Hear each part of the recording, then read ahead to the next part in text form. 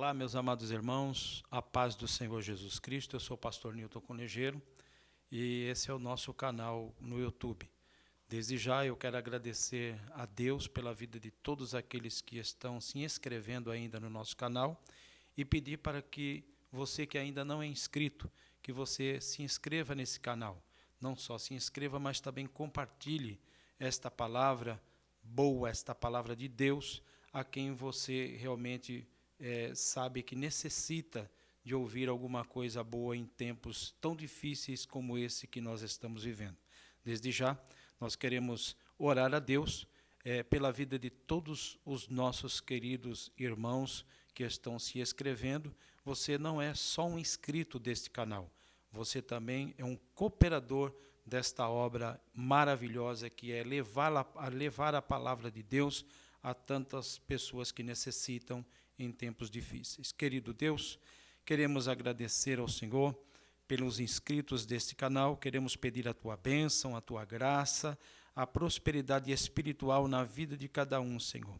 Conceda-nos, ó Pai querido, a Tua vitória, a Tua bênção, de uma forma extraordinária e maravilhosa, para que possamos alcançar corações aflitos e que Tua obra avance sobre a face da terra, em nome de Jesus Cristo.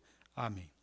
Queridos, eu quero tão somente compartilhar aqui convosco a carta de Paulo aos Coríntios, 1 aos Coríntios, capítulo 13. Esta carta, ela fala sobre a excelência do amor. Paulo escrevendo aos Coríntios, capítulo 13, na primeira carta, que diz assim, essa leitura: ainda que eu falasse a língua dos homens e dos anjos e não tivesse amor, seria como um metal que soa e como um sino que tine.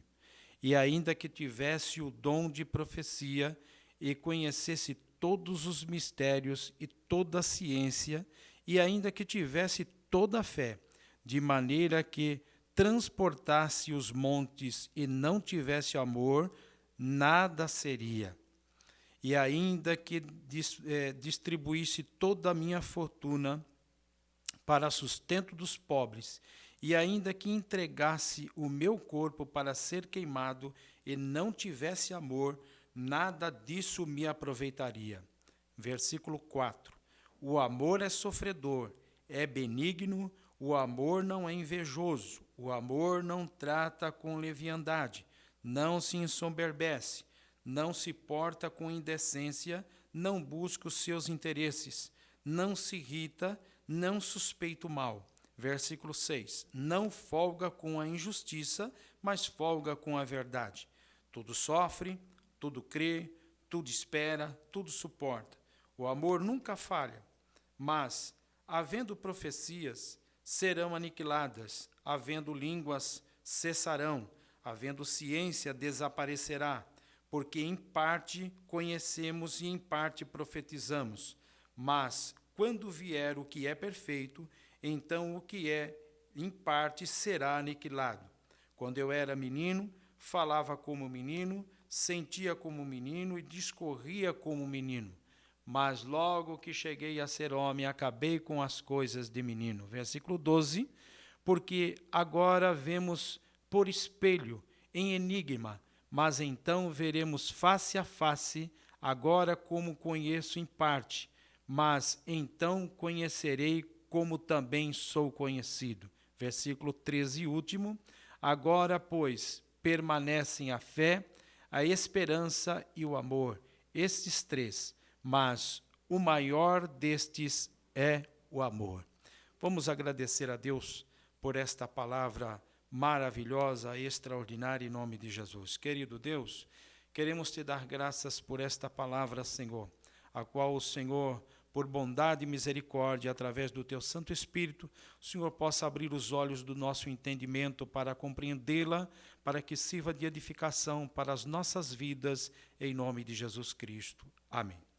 Meus prezados irmãos e amigos, quando Paulo escreve esta carta, aqui especialmente a primeira carta de Corinto, nesse capítulo 13, ele vai tratar de um assunto por nome de caridade, por nome de amor, ou seja, um verdadeiro amor.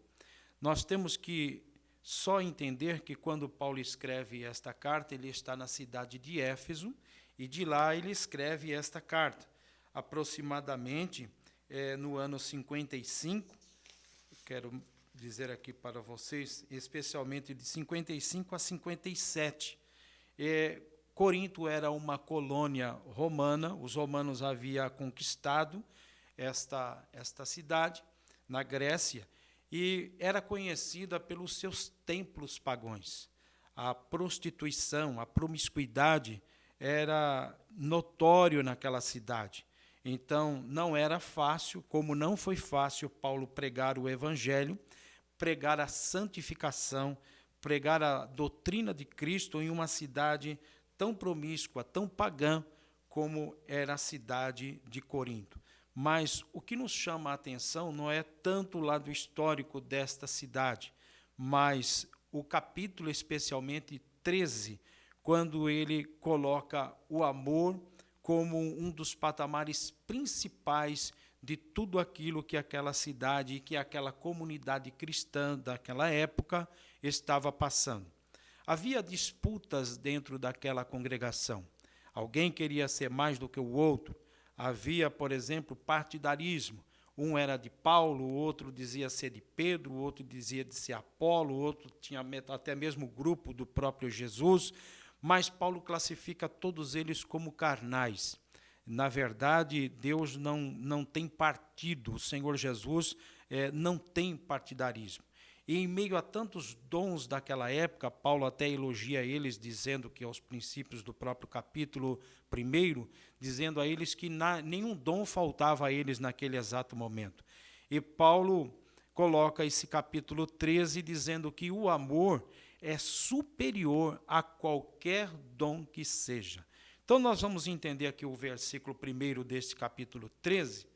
Paulo, ele usa uma palavra dizendo ainda que, ou hipoteticamente dizendo, se eu falasse a língua dos homens e dos anjos e não tivesse o amor, seria como um metal que soa ou como um sino que tine. Veja bem que quando ele coloca essa palavra, ainda que eu falasse a língua dos homens, Paulo está dizendo, ainda que eu soubesse todos os idiomas que existem no mundo antigo. Ele dizia, ainda que eu falasse a língua dos homens e até mesmo a língua dos anjos, havia ali, no meio daquela comunidade cristã, eles diziam que eles estavam falando língua dos anjos. E Paulo usa essa mesma palavra para dizer que ainda que ele também falasse a língua dos anjos, né, e não tivesse o amor, seria como um sino que tine. Todos nós conhecemos a figura de um sino, quando ele bate, logo o som aparece e ao mesmo tempo desaparece sem deixar nenhum tipo de lembrança daquilo ali. Versículo 2 ele diz, ainda que, ou se eu pudesse, se eu tivesse, versículo 2, o dom de profecia e conhecesse todos os mistérios e toda a ciência, e ainda que tivesse toda a fé, de maneira que transportasse os montes e não tivesse amor, nada seria. É sempre interessante nós lembrarmos que essa palavra do verdadeiro amor, ou o amor, no mundo em que, na época em que Paulo escreveu esta carta, o amor era totalmente invertido. Eles tinham o amor como atribuído a paixões carnais e até mesmo o sexo. Do amor que Paulo escreve esse capítulo 13, ele está falando um amor voltado ao amor de Deus, o amor ágape, o amor que realmente Cristo demonstrou por nós na cruz do Calvário.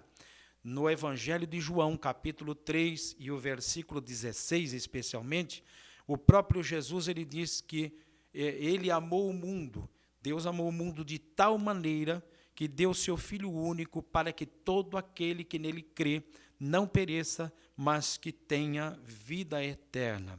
O amor, dizia Pedro, ele cobre uma multidão de pecados. Então, esse amor ágape que Paulo escreve aqui, dizendo que esse amor é um amor que provém de Deus. Ele ele não se origina na carne, mas ele é um amor celestial, é um amor de Deus. O versículo 13 diz, 3, ainda que eu distribuísse toda a minha fortuna para sustento dos pobres, e ainda que entregasse o meu corpo para ser queimado, e não tivesse o amor, nada disso me aproveitaria. Nós vemos que, em comparação ao versículo 2 e ao versículo 3, ele está dizendo ainda que eu conhecesse todos os mistérios contidos na Bíblia. Nós sabemos que o apóstolo Paulo foi um apóstolo levantado por Cristo Jesus, teve um encontro pessoal com o Senhor, mas Paulo ele não conhecia todos os mistérios bíblicos. Nós sabemos que conhecemos a Deus pela sua revelação através das Escrituras, mas nós não conhecemos Deus como um todo, nós não conhecemos todas as profecias. Paulo dizia, eu não conheço todos os mistérios, não conheço toda a ciência, e ainda que eu tivesse toda a fé, de maneira que pudesse transportar os montes e não tivesse o amor, nada seria. Essa palavra aqui, a questão da fé em transportar montes, nós vamos lembrar que o próprio Jesus ele disse, se tiverdes fé, como um grão de mostarda, direis a este monte, precipita-te no mar e será feito. Essa palavra era muito usada naquela geração antiga em especificar a fé de que tornar o impossível possível nos dias em que eles estavam vivendo. Até hoje, nós sabemos que a fé é um dom dado por Deus e que, na verdade, nós temos que exercitar este dom que Deus tem nos dado, né? Procurar crescer na fé e no conhecimento. Houve momentos em que os próprios discípulos de Jesus Cristo, ele disse ao Senhor, meu Deus, eu creio, Senhor Jesus, mas acrescenta a minha fé.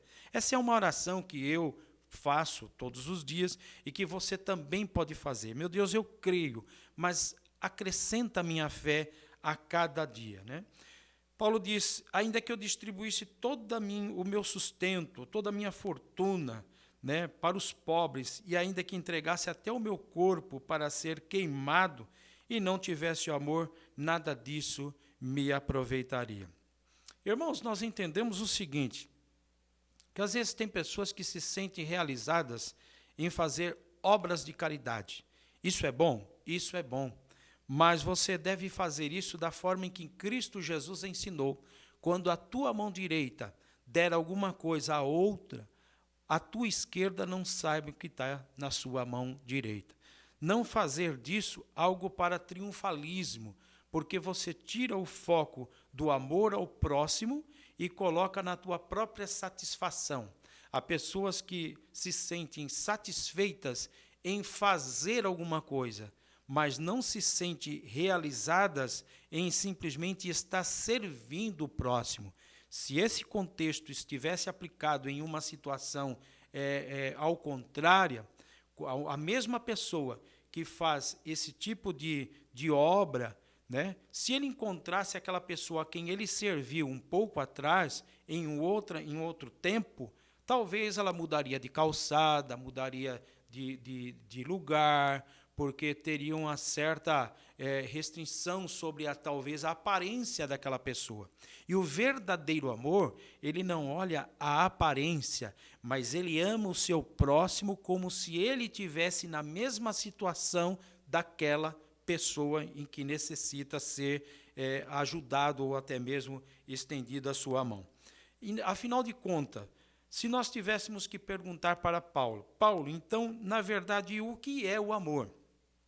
O que é essa palavra tão importante que você coloca acima de todas as situações que nós vimos aqui no versículo 1 até o versículo 3?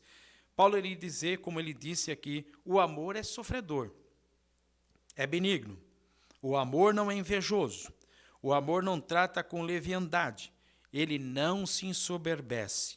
Então vamos aqui com calma dizer o que é o amor sofredor. Aquele que ama verdadeiramente, ele sofre qualquer tipo de consequências. Ele olha a vida mais do outro do que de si mesmo. Ele é sofredor. Ele é um amor benigno. Ele não é um amor que vê maldade, é aquele amor que trabalha sempre para produzir o bem. O amor não é invejoso. Nós sabemos que a inveja, ela é terrível, ela é totalmente prejudicial à vida do próprio ser humano. O amor não trata com leviandade, ele não se ensoberbece, ele não triunfa em si mesmo, ele vive em pró de outro. Versículo 5, ele não se porta com indecência, não busca os seus próprios interesses, ele não se irrita, não suporta o mal, ou melhor, não suspeita o mal, digo. Ao mesmo tempo, quando Paulo ele diz que o amor ele não se porta com indecência, aquele que tem esse verdadeiro amor ágape de Deus na vida, ele não procura se comportar de uma forma indecente, porque ele vê que se ele prejudicar o seu próximo, automaticamente ele está prejudicando a si mesmo. Então ele não busca os seus próprios interesses, ele vive para poder servir ao outro, né? Ele não se irrita, não suspeita o mal. Ele não folga, versículo 6, ele não folga com a injustiça, mas ele folga com a verdade. Ele tem prazer nas coisas verdadeiras. Ele não tem prazer nas coisas injustas, naquilo que não é real, naquilo que não é verdadeiro, mas ele tem prazer em divulgar a verdade. Tudo ele sofre, tudo crê, tudo espera e tudo suporta. Aquele que possui esse amor, ele também não é ingênuo. Ele sabe realmente discernir o que é verdadeiro e o que não é verdadeiro. Então, ele tudo sofre, ele tudo crê, mas ele tudo crê segundo o que diz a palavra de Deus. Tudo espera, ele tudo suporta. Há momentos difíceis, e a situação que estamos vivendo são dias difíceis, mas ele sabe muito bem que a sua confiança está em Deus. Por isso que ele suporta em Cristo Jesus todas as adversidades que vêm sobre nós, sobre a nossa vida e sobre a humanidade que está vindo, né? Então, o versículo 8 ele diz, ele nunca falha. O amor ele é perfeito. Mas havendo profecias, serão aniquiladas, havendo línguas, cessarão, havendo ciência, desaparecerá, porque em parte conhecemos e em parte profetizamos. Mas quando vier o que é perfeito, então o que é em parte será aniquilado. O que Paulo está dizendo que o amor ele nunca falha, mas nós sabemos que as profecias elas estavam sendo escritas naquele dia de Paulo, né? Chegou o momento que o cânon se fechou, a palavra de Deus está fechada. Não há revelações para criar outra Bíblia ou outras revelações. Tudo que está escrito está contido a vontade de Deus soberana neste livro, sobre a palavra de Deus. Ele diz, chegou o momento que ela ficou de lado, porque não há novas revelações. A palavra de Deus está toda revelada aqui para nós nas Escrituras. Então, chegou um momento como esse. Havendo línguas, né, serão aniquiladas. Ela vai acabar desaparecendo também juntamente com a ciência. Versículo 9, porque em parte nós conhecemos e em parte nós profetizamos. Paulo diz, eu não conheço tudo, eu não sei de todos os mistérios de Deus, nós conhecemos em parte, nós vemos através de um espelho. Paulo usa essa figura, né? Vemos em parte, conhecemos em parte nós profetizamos. Mas, quando vier o que é perfeito, então o que é em parte será aniquilado. Versículo 11. Quando eu era menino, falava como menino, sentia como menino, discorria como menino. Ou seja, eu agia como um menino. Mas logo que cheguei a ser homem, então acabei com as coisas de menino. Porque agora, versículo 12, nós vemos por espelho, em enigma, mas então veremos face a face. Agora conheço em parte, mas então conhecerei como também sou conhecido. Paulo ele usa essa figura do espelho, porque naquela época era um metal polido, né? Eles tinham um metal polido, não tinha esse espelho que nós temos hoje nos nossos dias. Era o metal polido posto sobre uma mesa, e então a imagem não era muito bem perfeita, não era bem nítida. Então, o que nós vamos entender? Que o que Deus revelou a sua vontade para nós está contida neste livro, é em parte, mas chegará o momento em que Cristo, quando Ele voltar, então realmente nós o veremos face a face. Nós conhecemos a Deus pelaquilo que Ele nos deixou a ser conhecido. Nós conhecemos a Deus pela palavra, pela sua palavra revelada através do Antigo Testamento, pelos profetas do Antigo Testamento e pelos que Deus levantou no Novo Testamento para escrever as Escrituras, a qual nós estamos aqui meditando neste exato momento. Então porque agora vemos por espelho em enigma, mas então veremos face a face. Agora conheço em parte, mas então conhecerei como também sou conhecido. Versículo 13, o último. Agora, pois, permanece a fé, a esperança e o amor, ou a caridade em algumas traduções. Estes três, mas o maior destes é o amor. Resumindo esta palavra e finalizando aqui, o que nós temos em conclusão a este ensino sobre o amor tão maravilhoso? É a figura de algum objeto tríade que tem três sustentos: fé, esperança e amor. Se faltar o amor, irmãos, esta peça ela não vai ficar de pé. É um dos assuntos mais importantes na palavra de Deus, pois se nós formos entender que até a correção de Deus, até o castigo de Deus, ele é aplicado sobre nós com misericórdia e com amor, nós vamos entender perfeitamente o que ele diz no versículo 13. Permanecem, pois, a fé.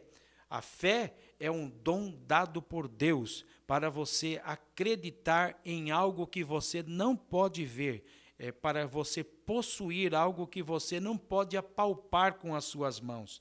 Fé, a esperança nas promessas vindouras de Cristo Jesus.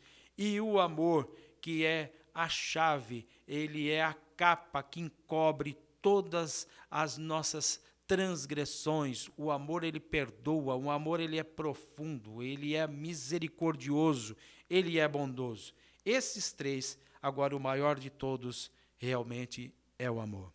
Pode ter tudo nesta vida, mas se você não tiver o amor de Deus aplicado diariamente, na forma cotidiana, você está precisando exercitar ainda mais o amor.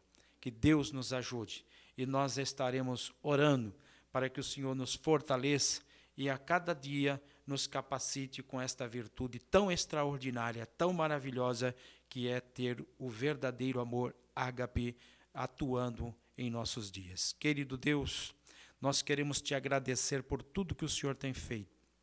Ó Pai, e nós queremos pedir também, Senhor, para que teu Espírito Santo produza, Senhor, este amor ágape tão extraordinário, tão maravilhoso, tão celestial em nossas vidas. Alcança, ó Pai amado, as pessoas que vivem uma vida de ódio, uma vida sem esperança, uma vida sem fé, que o Senhor possa transformá-las, ó Deus, através do teu Espírito Santo e produzir na vida de cada um o verdadeiro amor, o qual o Senhor tem mostrado para nós na cruz do Calvário. Deus abençoe a todos nós, em nome do Senhor Jesus Cristo. Amém. Que Deus em Cristo vos abençoe grandissimamente, desde agora e para todo sempre e até o final dos nossos dias, em nome de Jesus Cristo. Amém.